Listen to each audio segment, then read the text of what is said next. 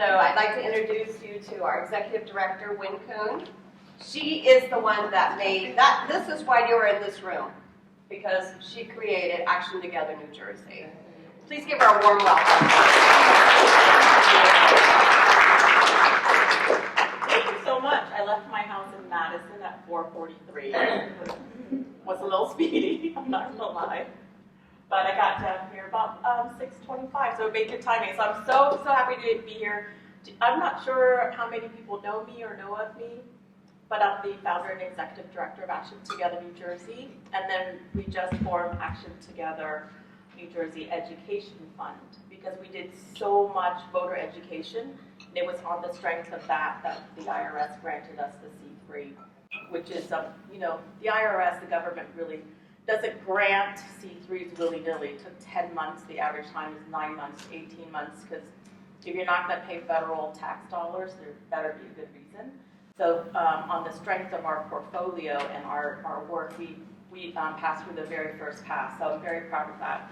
So we're continuing our work, and this year we are a partner with the Census Bureau.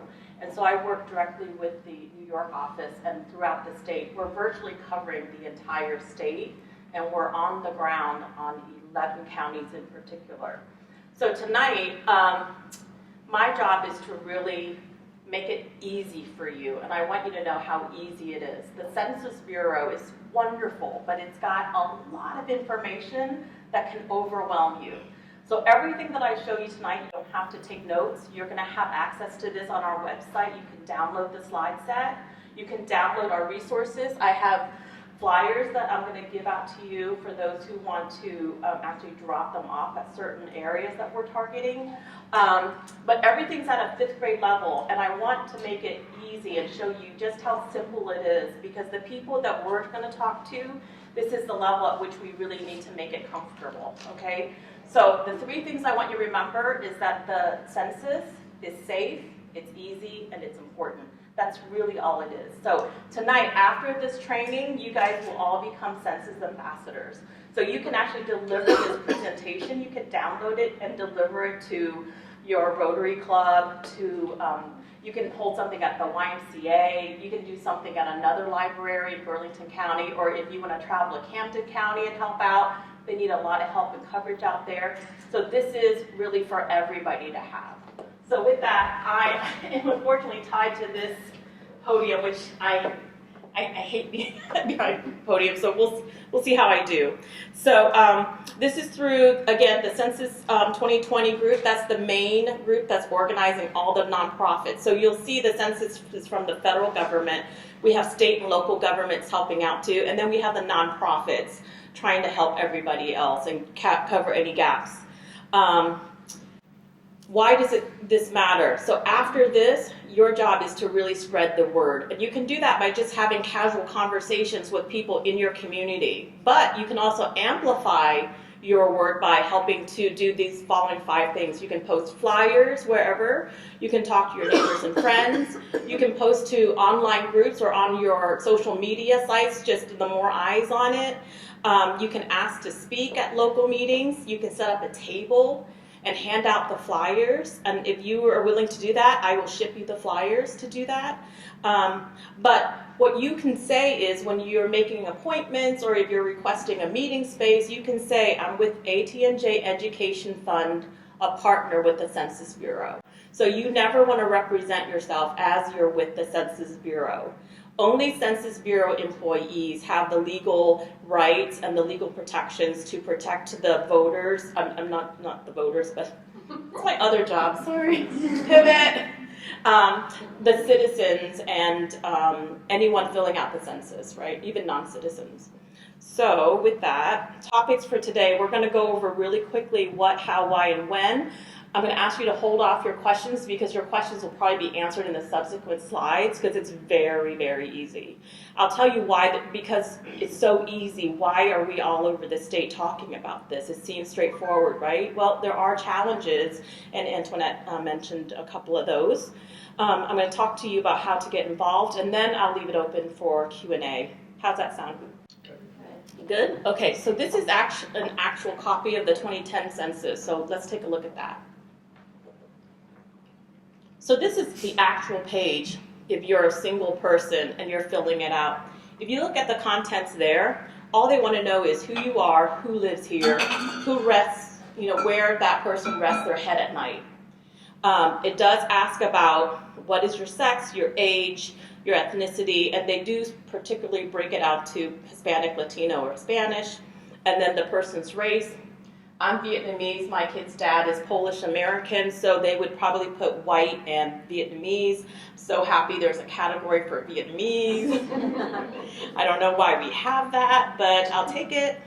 And then they'll say, does person number 1 sometimes live or stay somewhere else? And then at the bottom, it's really hard to read for where you are, but it says, if more people were counted in question 1, continue to person 2. So in my household, I have 3 kids. So the next page is just this. It'll say person 2, same information, person 3, person 4, so on and so forth. That's all it is. That's the census, right? Now this is the 2010. The 2020 census questionnaire sample has not come out yet. I've not seen it, but it's going to be very similar to this.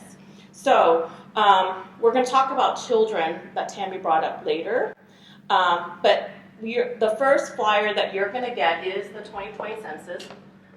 And tonight's program, we're going to go over the contents of the flyers. So when you have it, you'll understand what's on it and how you can then also address it to whatever audience you're talking to. So first of all, what's the census? It really is just taking inventory and counting every person where they live that one time. So we want to count them, just like if you worked at a grocery store, you did yearly inventory, you count that one time, one place, at the right time. That's all it is. That's the census. And how do people respond to the census? Well, for the first time in 2020, the majority of people will have the opportunity to respond online. That being said, there's about 24 million people without internet access, so libraries are very important for that purpose. But they can also answer it by phone, and they can also do a paper questionnaire as well. So whichever option's best for them. So those were the 3 ways. Why do we need to count? Well, first of all, it's mandated by our Constitution. And as you know, we're a mobile society. We move all the time for various reasons. And so as we move, we have to take account so we can reapportion and draw for our legislative and congressional districts for the federal funding that Tammy talked about. So it really requires an accurate count, and it's mandatory to complete and return the census. It's safe. I want you guys to know, and as an immigrant, you guys have heard this, right, with the whole citizenship question. It's not going to appear, but there's a lot of fears out there, and that's one of the challenges. And so what I want you guys to really understand, and this is the fact that was most impressive to me, is that all census workers swear to a lifetime oath, whether or not they continue working with the census or not, but it's a lifetime oath to protect your information. And if there's any violation, it's $250,000 or 5 years or 5 years in prison. And all census workers take that very, very seriously. And all your information is kept confidential for 72 years. So any information that the census gives, it's only in aggregate. There's no personal information that's ever given out. Now, the census may receive incoming information from other agencies or other sources to do their work, but the personal information that census collects from the census that we saw never comes out with personal information. So this is the key thing. This is one of the challenges when people say, can I trust the government? Is my information safe? Yes, according to Title 13, your information is safe. What is the impact? Tammy talked about some of that, but just think about everything that we depend the government on. Medicare, Medicaid, educational programs. When I first immigrated to the United States, we were on food stamps for several years. So SNAP benefits are a huge deal, right? Parks, recreation, all of that stuff. And Tammy had mentioned the amount. So it's close to $23 billion a year that New Jersey gets through all the funding, and it depends on an accurate count. So that is really the impact of it and why it's important. So I don't want you to look at the little numbers up there because it's really not important. The key on this one is the slice of the pie that we want to focus on. The size of the pie is pretty much determined, right? It's our slice of it. It's New Jersey's slice of it. So the funds that are not received in our state is distributed to all other states or all other areas. So we have been undercounted before. We will probably be undercounted again. It's a matter of what is that size of the undercount. And it takes every one of us to do what we can to minimize and reduce the size of that undercount so that we don't lose a congressional seat and we don't lose our federal funding. And because we have a large immigrant population in New Jersey, it's really vital that we get out there in the community. And again, local governments are doing this, but we know some people have a mistrust of government. So they'll listen to you and I, regular everyday folks, volunteers who are here just to spread information. Examples of how census data is used.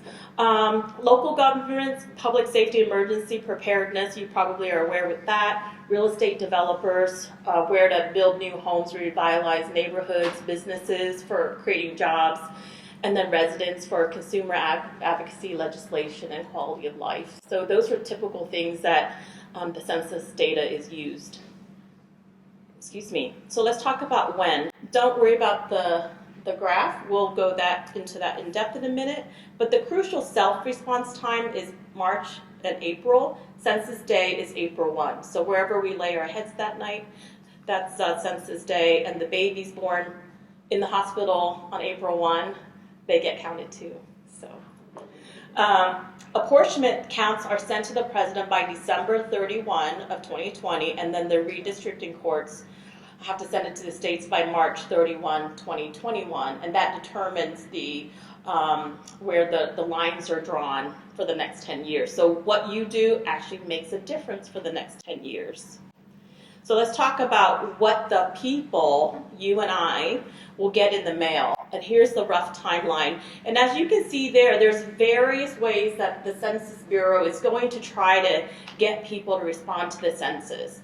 95% of us are going to hopefully will be covered via this method, because the knock on the door is the most costly for us as taxpayers, and so we want to minimize that. So you'll get reminder letters, reminder postcards, and all of those will be official Census Bureau information. So we want to just let people know that, hey, you're going to get in the mail, so just a heads up.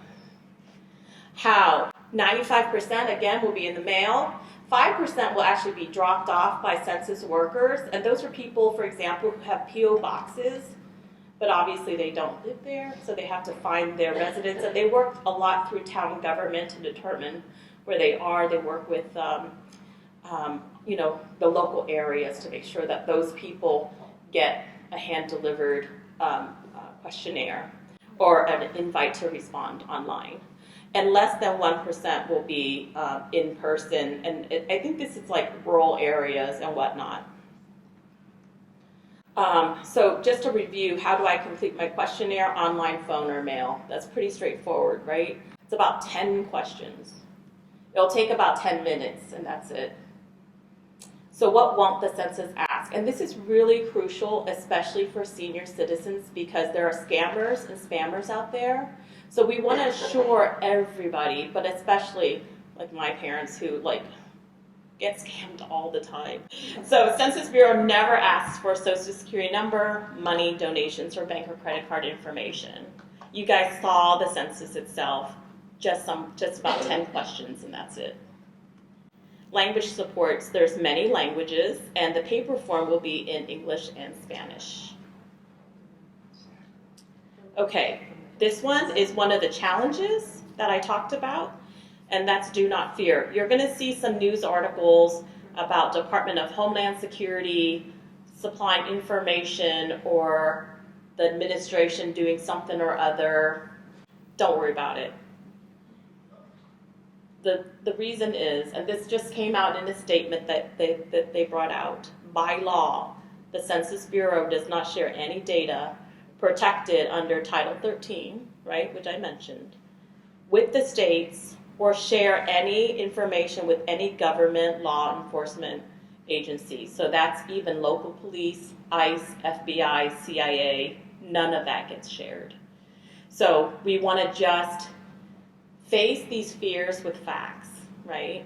And reinforce it's safe. Your personal information is locked for 72 years. Census workers have a lifetime oath, so your information is safe. So I'm going to go back and look at the macro look. Antoinette talked about this earlier. Really, in New Jersey, if we cover the undercount in Hudson County, Bergen County, and Essex County, that basically gets rid of our undercount.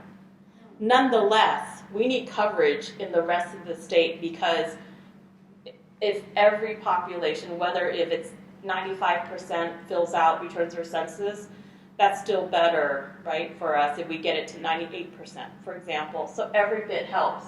But if you can see there, we'll look at Burlington County next, but if you have time and can help out in Camden County, and specifically in Camden, that would be great. There's a library in Camden. There's 2 libraries in Camden that we could go and staff and just pass out information and answer questions if necessary. Middlesex County is also an area that we want to look at. Monmouth County is another one that's closer to here. Down in Melville, you can see down there. Cape May a little bit. But for me, in this area, Camden is really the big one. And we'll go more in depth on Burlington County in particular. So here's Burlington County. So we're going to focus on the hard to count groups. So that's where the biggest bang for our buck is, right? Limited resources, limited time. We're going to focus our time. So in New Jersey, pretty much across every county, the groups that are hardest to count in this area, in New Jersey are, like Antoinette mentioned, Black or African Americans, Hispanics or Latinx, Asians, and like Tammy mentioned, children under the age of 5. And so those are the 4 groups that we're looking at. And I'm currently waiting to get Spanish flyers so that we can also target Hispanic restaurants and markets and pockets of the Hispanic community, and have it out and to educate as well. So if you look on here, so Burlington County has 3 LDs, 6, 7, and 8. And so I know Pennsauken is Camden, but if you look at Lumberton, Mount Holly, Riverside, and Maple Shade, you can see the hard to count populations there that we're trying to reduce, and the percentages that fall under that. So let's talk about children. Tammy mentioned that about 27,000 were undercounted. Why were they undercounted? Because they were likely to live in a complex household, and I'll explain that in the next slide. They're in a racially diverse household, or they're in a non-English speaking household. And a complex household is just a fancy way of saying that any household that isn't your typical household. I see that's cut off there, sorry about that. It's a multi-generational household, is household with multiple unrelated families, or children living in foster care placements. So we don't want to forget about the baby. I love this baby. This baby's my spirit animal yesterday. I was like, I don't like the news. So here's the important messages for parents. So as a parent, my friend group are all parents, right? So this is so important. They have to be counted no matter their age or living arrangement. And count the children if they live and sleep at your house most of the time. So I'm in a co-parenting relationship. My kids are with me 4 nights a week, with their dad 3 nights a week. Who gets to claim them on the census? I do, because I get them 4 nights a week, right? The newborn, if you're a mom and you're in the hospital with the newborn, count that newborn at the residence, right? So spread the word. That's how you're going to get involved. We went over the 5 ways that you can do it. If you can think of more, that would be great. The next steps we're going to do, and this is where our work is going to start, is you're going to sign up to drop off flyers, and that's where I really need help. I need people to commit to doing it. So you can do it. I'm going to take your commitments tonight. We're looking at all kinds of places of worship, grocery stores, food markets, YMWCAs, restaurants, coffee shops, basically anywhere the community congregates or goes to is where we want it to be. Starbucks, I go to the wet market. So if you can ask them to do that, that would be great. Hold your own information session. You can staff a table, and then you can also ask to speak at if like the Boy Scouts or Girl Scouts has a meeting or something. Like my friends in West Orange, she's having a postcards to voters event. I was like, Elizabeth, can I stop by and just mention about the census? She's like, sure. So guess what? I'm stopping by on Sunday to talk about the census in Essex County, one of the 3 most critical counties in the state. So how awesome is that? So here are the resources available. So this slide set is on our website /2020 census. That's available for you to have. My email is win@atnj.org. Email me anytime if you need more flyers and whatever. Email me, I'll ship it to you. And then on our Facebook page, it's a public site. That will list all the census events that we have. You're welcome to come. You are welcome to bring somebody. So that's available to you. So at this time, I'm going to take any questions, and then we're going to actually do sign-ups to see who wants to grab some of these locations that you can drop off flyers. Are there any questions that you have? Yes, Maggie? Yeah. Okay, people are going to be able to do the census online. Yes. Seems like it would be very easy to invent people. I don't get that at all. I mean, okay, so they know my address or something. All of a sudden I have 8 children instead of 4 and I list them. I mean, how does that work? I really don't know. I think everyone who gets an invite, so the Census Bureau has your information from, your personal information from a variety of sources. So they're just confirming. They're just confirming it. So they're going to work with the local towns to know where all the new homes are built and who lives there, right? Because everyone has to pay their taxes. Even children under Even 5. children. I mean, how, So the county seems like it clerk. would be very easy to invent people. But you could invent people on pieces of paper too. Well, I was just going gonna say, is there something where you're attesting that you're telling the truth? So I know you could probably still lie if you wanted to, but is there something on there saying what the facts, what I've stated are correct? So I'm going to say this. The undercount is the big problem. It's never the overcount. Because So we we have- start adding children. in New Jersey. So They're in- going to find out because I have a lot of grandchildren. There you go. So in the United States, when you're born, you have to have a birth certificate. It's filed with the town clerk. They have all that information. When you move, there is a change of address and it gets forwarded. When you purchase or even rent, right? So your information is everywhere. The overcount is not an issue. It's in every state, it's an undercount. And it's just to what degree is New Jersey is going to have an undercount as opposed to California, Nebraska, or whatever. Because the key is our slice of what we get in federal funding, if we undercount, it goes to another state. So that's all it is. So I would not even worry about that. Yes? How does the census handle homeless people? Oh, that question came up. So a lot of the shelters will work directly with the Census Bureau to count the people for that night on April 1. And there are enumerators who are going to go into some areas where they know homeless people congregate at nights, because not all of them spend their night at shelters, and count them that way.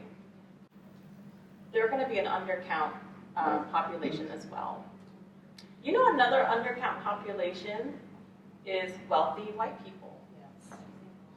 Multiple homes, it gets missed.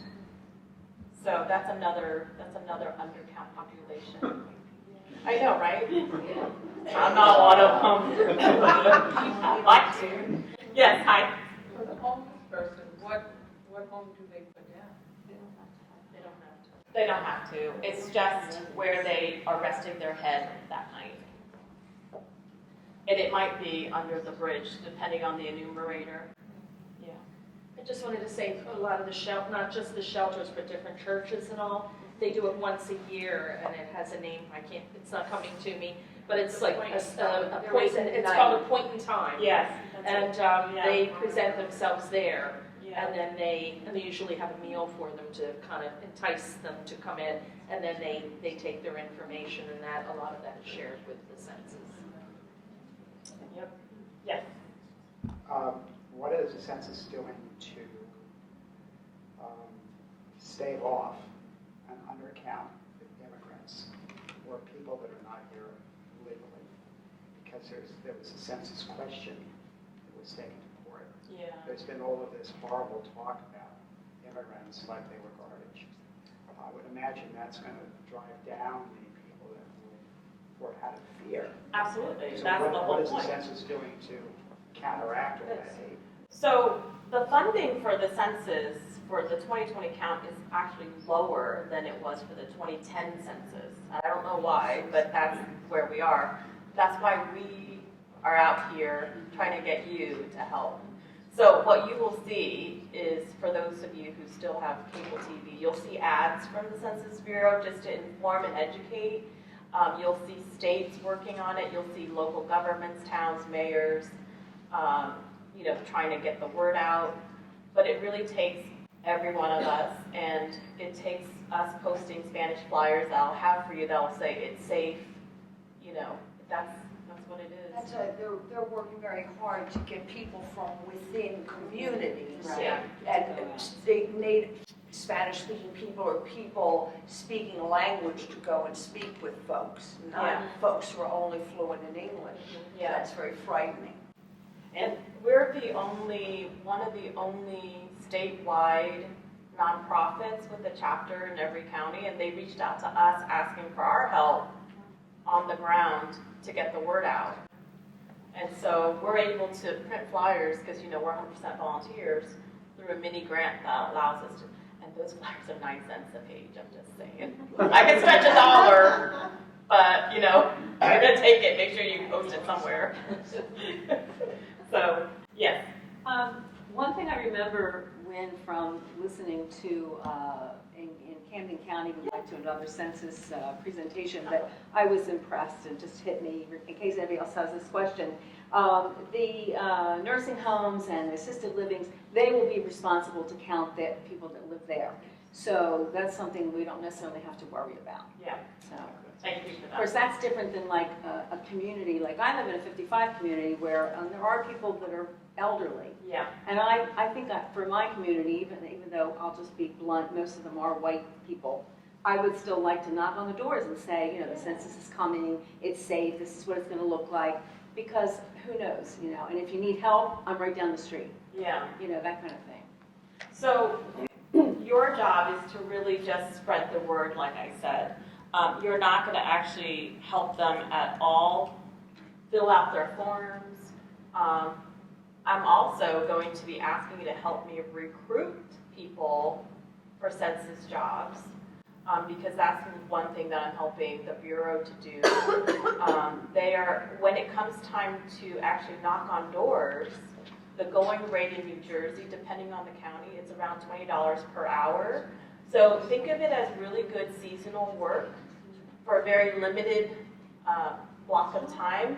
Paid training starts in March, and they're recruiting people now. So for every job slot that's open, they need to recruit 3 to 5 others, because I don't know their algorithm they're going to use, but they really try to match up your desires. If you only want to work 4 to 9 on Saturdays, and someone else has Tuesdays and Thursdays, they're going to try to fill it in. So they need a massive amount of people.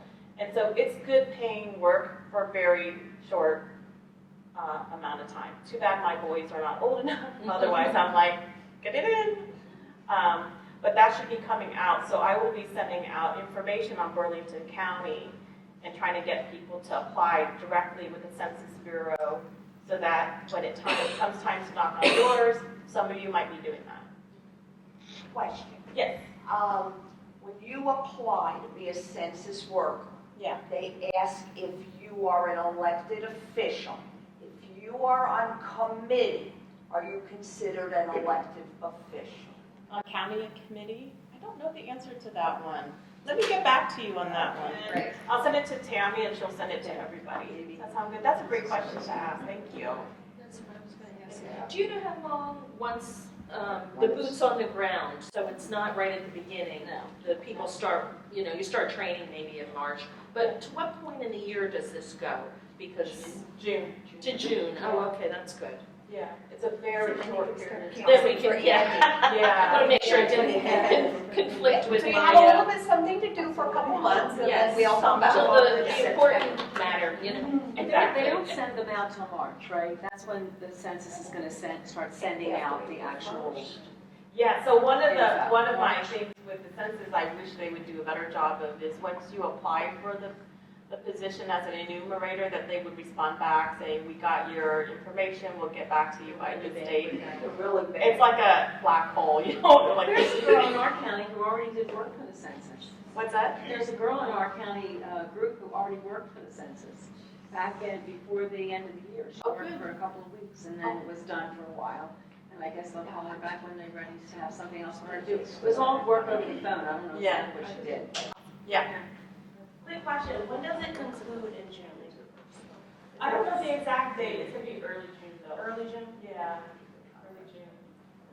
Ooh, I wonder if it's before the primaries or what? Yeah, I get two. Primary is June 4th. Yes, we get work week in June. I wouldn't be surprised if it's near around that time.